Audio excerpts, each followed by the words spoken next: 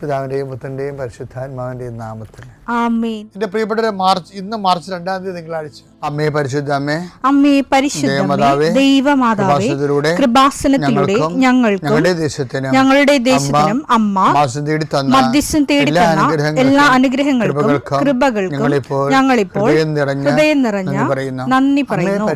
അമ്മേ പരിശുദ്ധമ്മേ ദൈവമാതാവേ, 2004 ഡിസംബർ 7-ാം തീയതി ഉച്ചകഴിഞ്ഞ് 2:30 കൃപാസനത്തിൽ സംഭവിച്ച അമ്മയുടെ പ്രത്യക്ഷപ്പെടലിനെ കുറിച്ച് തിരുസഭയ്ക്ക് സമർപ്പിച്ചിരിക്കുന്ന പഠനരേഖകളുടെ മേൽ സഭാത്മകമായ പഠനം ആരംഭിക്കുവാൻ ഞങ്ങൾ പ്രാർത്ഥിക്കുന്നു. അമ്മേ പരിശുദ്ധമേ, ഭൂസ്വർലോകങ്ങളുടെ രാജ്ഞിയായ അങ്ങേയ്ക്ക് ഭൗമസംരക്ഷണത്തിനായി പ്രപഞ്ചപ്രകൃതിയെ തന്നെ തിരുസഭ പ്രതിഷ്ഠിക്കുവാൻ ഈ പ്രത്യക്ഷീകരണം വഴി ഇടയാക്കണമേ. പരിശുദ്ധമേ, ജപമാല മാതാവേ, സകല കൃപാസനം പ്രാർത്ഥനയോടും ചേർത്ത് ഞങ്ങളിപ്പോൾ പ്രാർത്ഥിക്കുന്ന ഈ കുടുംബത്തിന്റെ പ്രത്യേക നിയോഗം പറ മക്കളെ.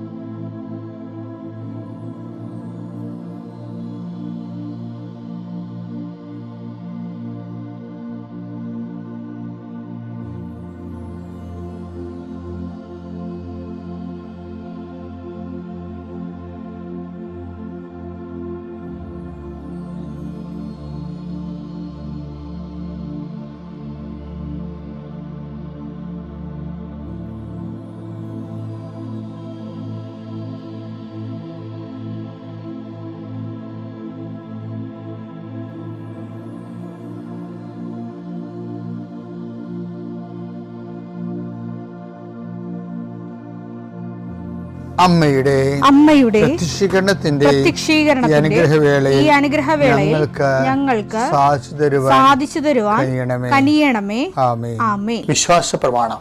സർവശക്തനായ പിതാവും ആകാശത്തിന്റെയും ഭൂമിയുടെയും സൃഷ്ടാവുമായ ദൈവത്തിൽ ഞാൻ വിശ്വസിക്കുന്നു. അവിടുത്തെ ഏകപുത്രനും ഞങ്ങളുടെ കർത്താവുമായ ഈശോ മിശിഹായിലും ഞാൻ വിശ്വസിക്കുന്നു.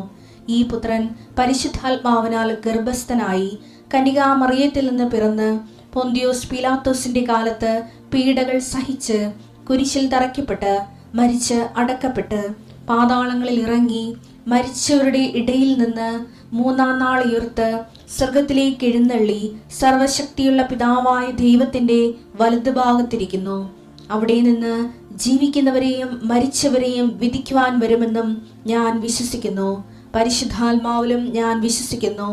വിശുദ്ധ കത്തോലിക്കാ സഭയിലും പുണ്യവാന്മാരുടെ ഐക്യത്തിലും പാപങ്ങളുടെ മോചനത്തിലും ശരീരത്തിന്റെ ഉയർപ്പിലും നിത്യമായ ജീവിതത്തിലും ഞാൻ വിശ്വസിക്കുന്നു. ആമേൻ. സുഖസ്ഥനായ ഞങ്ങളുടെ പിതാവേ, അങ്ങയുടെ നാമം പൂജിതമാകണമേ. അങ്ങയുടെ രാജ്യം വരണമേ. അങ്ങയുടെ തിരുമനസ് സ്വർഗത്തിലെ പോലെ ഭൂമിയിലും ആകണമേ. അന്നു വേണ്ടുന്ന ആഹാരം ഇന്ന് ഞങ്ങൾക്ക് തരണമേ. ഞങ്ങളോട് തെറ്റ് ചെയ്യുന്നവരോട് ഞങ്ങൾ ക്ഷമിക്കുന്നത് പോലെ ഞങ്ങളുടെ തെറ്റുകൾ ഞങ്ങളോടും ക്ഷമിക്കണമേ. ഞങ്ങളെ പ്രലോഭനത്തിൽ ഉൾപ്പെടുത്തരുതേ, തിന്മയിൽ ഞങ്ങൾ രക്ഷിക്കണമേ. ആമേൻ. നന്മ നിറഞ്ഞ മറിയമേ, സ്വസ്തി. കർത്താവ് അങ്ങയുടെ കൂടെ സ്ത്രീകളിൽ അങ്ങ് അനുഗ്രഹിക്കപ്പെട്ടവളാകുന്നു. അങ്ങയുടെ ഉദരത്തിൻ ഫലമായി ഈശോ അനുഗ്രഹിക്കപ്പെട്ടവനാകുന്നു. പരിശുദ്ധ മറിയമേ, തമ്പുരാന്റെ അമ്മേ, പാപികളായ ഞങ്ങൾക്ക് വേണ്ടി ഇപ്പോഴും ഞങ്ങളുടെ മരണസമയത്തും തമ്പുരാനോട് അപേക്ഷിക്കണമേ. ആമേൻ. എൻ്റെ കർത്താവിൻ്റെ ഉന്നതമായ നാമത്തിൽ സഭയുടെ അധികാരത്തിൽ കുരിശിൻ്റെ അടയാളത്തിൽ ദൈവത്തിൻ്റെ ശക്തിയാൽ 39-40 വർഷം ഞാൻ അർപ്പിച്ച കൃപാനയുടെ യോഗ്യതയാൽ കൃപാസ്ഥാനത്താറെ ജീവനോടെ പ്രത്യക്ഷപ്പെട്ട പരിശുദ്ധ അമ്മയുടെ മാധ്യസ്ഥത്തിലെ ഞാൻ ഓരോ കുടുംബത്തെ ആശ്രയിച്ച് പ്രാർത്ഥിക്കുന്നു. ദൈവത്തിലെ നിൻ്റെ കയ്യിരിക്കുന്ന എല്ലാ വസ്തുക്കളുടെ പ്രമാണങ്ങൾ കയ്യിലുണ്ടെങ്കിൽ എടുക്കുക, സർട്ടിഫിക്കറ്റുകളുണ്ടെങ്കിൽ എടുക്കുക, എവിടെയെങ്കിലും കൊടുക്കാനുള്ള ആപ്ലിക്കേഷൻസ് ഉണ്ടെങ്കിൽ എടുക്കുക. ദൈവത്തിലെ നീ എവിടെയെങ്കിലും പോകുന്നുണ്ടെങ്കിൽ നിൻ്റെ പാസ്പോർട്ടോ വിസയുടെ കോപ്പിയോ എയർ ടിക്കറ്റോ എന്താണ് നിൻ്റെ കയ്യിലുള്ളത്, ഇപ്പോൾ എടുക്കുക. ദൈവത്തിലെ എവിടെയെങ്കിലും കൊടുക്കാനുള്ള ആപ്ലിക്കേഷൻസ് ഉണ്ടെങ്കിൽ അത് എടുക്കുക. കൃപാസന മാതാവിനെ കാണിച്ചുകൊണ്ട് പ്രാർത്ഥിക്കുക. ഞാനിപ്പോൾ നിന്നെ ആശ്രയിച്ച് പ്രാർത്ഥിക്കുക. കർത്താവേ, സിവിൽ പോയിൻ്റ് കുറഞ്ഞതിൻ്റെ പേര് ജോലി കിട്ടാത്തവരുണ്ട്, ജപ്തിയാകാൻ പോകുന്നവരുണ്ട്. ആ പത്രങ്ങളെല്ലാം രേഖകളെല്ലാം നിൻ്റെ നാമത്തിൽ ഞാൻ ആശീർവദിക്കാൻ പോവുകയാണ്. കർത്താവ് രേഖകൾ കയ്യിലില്ല, പക്ഷെ മനസ്സിൽ ആ രേഖ ഓർത്ത് പ്രാർത്ഥിക്കുന്നുണ്ട്. ഇപ്പം എടുക്കാൻ പറ്റാത്ത ആ രേഖ എൻ്റെ കയ്യിലുണ്ടായിരുന്നെങ്കിൽ എന്ന് ആഗ്രഹിച്ച് വിഷമിക്കുന്നവരുണ്ട്. കർത്താവെ, ആ രേഖ എവിടെയാണ് ഇരിക്കണത്? അവിടെ നിൻ്റെ തിരുമുറിവാർന്ന വലത് കരുത്താൻ ആ രേഖയെ സ്പർശിക്കണമേ. മാതാവിൻ്റെ മധ്യസ്ഥത്തിൽ പ്രാർത്ഥിക്കുന്നു. അവരെന്താണ് ഉദ്ദേശിക്കുന്നത്? അതുകൊണ്ട് അത് നിറവേറാൻ കർത്താവ് അനുവദിക്കട്ടെ. കർത്താവ് ജോലി നഷ്ടപ്പെട്ടു പോരണവരെ, ഉപേക്ഷിച്ച് പോണവരെ, ആ രാജ്യത്ത് ജീവിക്കാൻ പറ്റാതെ പോണവരെ, പരീക്ഷയെ ഒരുങ്ങിക്കൊണ്ടിരിക്കുന്ന മക്കളെ, പരീക്ഷയുടെ ഹോൾ ടിക്കറ്റ് കയ്യിലുണ്ടെങ്കിൽ മക്കൾ എടുക്കുക. അല്ലെങ്കിൽ നിങ്ങളത് മനസ്സിൽ ഓർക്കുക. പഠിക്കാൻ പറ്റാത്ത വിഷയങ്ങളുണ്ടെങ്കിൽ ലാപ്ടോപ്പ് എടുത്ത് കയ്യിൽ വെക്കുക. അച്ഛനാ ഈ നിമിഷം ആശീർവദിക്കുന്നു. പഠിക്കാൻ പറ്റാത്ത വിഷയങ്ങളുണ്ട്, ആ വിഷയവുമായിട്ട് ബന്ധപ്പെട്ട വിഷയങ്ങൾ മക്കൾ കയ്യിലെടുക്കുക. എൻ്റെ കർത്താവിൻ്റെ ഉന്നതമായ നാമത്തിൽ, സഭയുടെ അധികാരത്തിൽ, കുരിശിൻ്റെ അടയാളത്തിൽ, ദൈവത്തിൻ്റെ ശക്തിയാൽ നിൻ്റെ എല്ലാ ജീവിത തടസ്സങ്ങളെയും, നീ ആഴ്ച നേരിടാൻ പോകുന്ന മുഴുവൻ ദോഷങ്ങളെ ഈശോനാമത്തിൽ ബന്ധിക്കുന്നു. പിതാപുത്രനും പരിശുദ്ധാത്മാശ്വരൂപ നീക്കുവാമേ. Joshua 3:15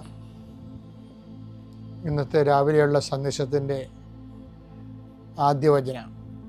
Joshua 3:15. വാഗ്ദാന പേടകം വഹിച്ചിരുന്നവർ ജോർദാൻ നദീതീരത്തെത്തി. പേടകം വഹിച്ചിരുന്ന പുരോഹിതന്മാരുടെ പാദങ്ങൾ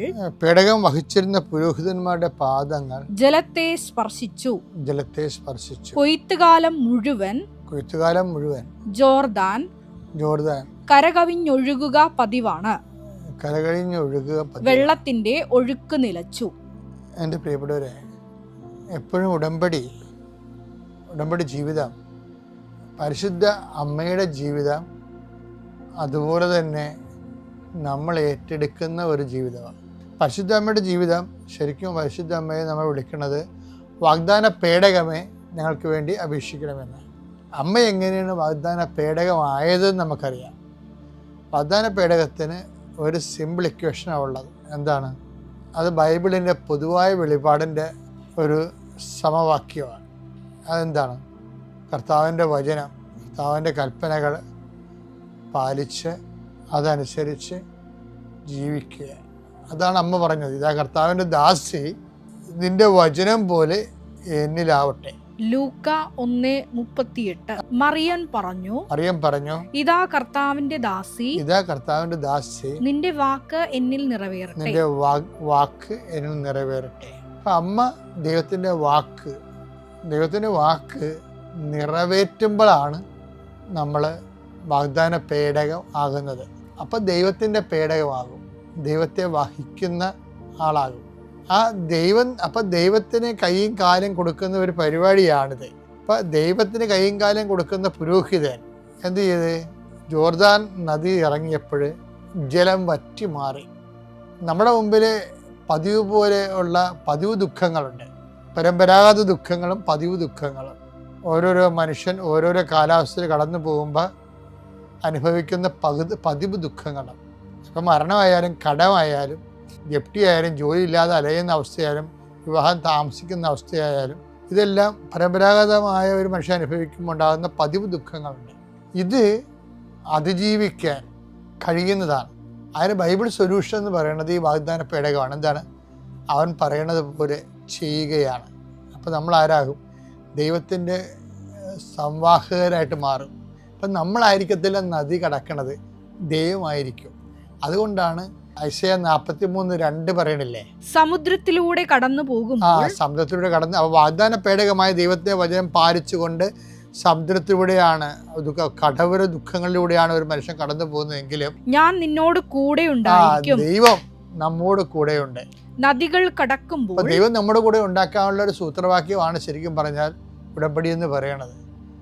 നദികൾ കടക്കുമ്പോൾ അത് നിന്നെ മുക്കിക്കളയുകയില്ല. അപ്പം മറ്റ് കടങ്ങളായാലും മറ്റ് ഭവിഷ്യത്തും പരാരാബ്ധങ്ങളായാലും നമ്മൾ മുക്കിക്കളയാതിരിക്കാനുള്ള ഒരു ദൈവിക നടപടിക്രമമാണ് ഉടമ്പടി. അപ്പം നീ ഉടമ്പടിയിലാണെങ്കിൽ, അല്ലെങ്കിൽ ഉടമ്പടിയിൽ ആകാൻ നോക്കുക. ഉടമ്പടിയിലാണെങ്കിൽ ആ ചൈതന്യത്തെ വർദ്ധിക്കാൻ നോക്കുക.